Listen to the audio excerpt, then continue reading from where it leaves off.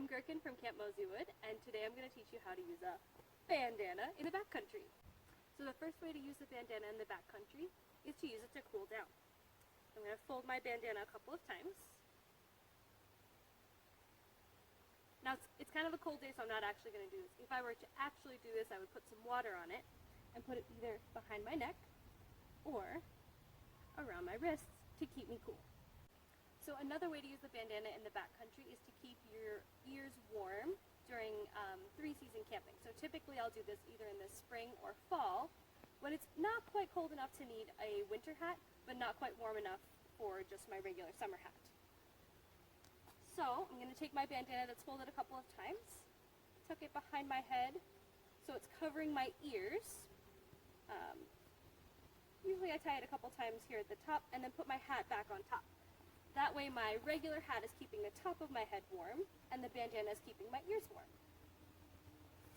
So the third way to use a bandana in the backcountry is to use it for sun protection. So right now I'm wearing quite a bit of clothing, but my hands are uncovered. So let's pretend that my hands are getting sunburnt and even putting on sunscreen isn't quite protecting them enough.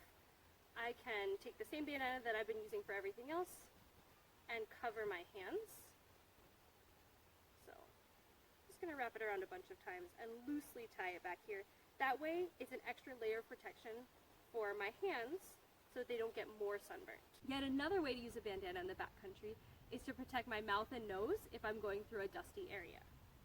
So I have my bandana as a triangle. I could even fold it in half if I wanted to. And then I'm just going to tie it around the back of my head, covering my mouth and nose. Like this.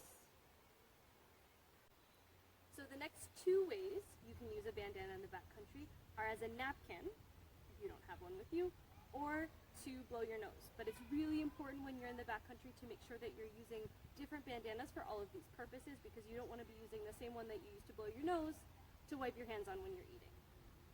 And the last way to use a bandana in the backcountry is to use it to signal for help. So I have a very brightly colored bandana here that can be used either to tie around a tree or to wave on the end of a stick to signal for help.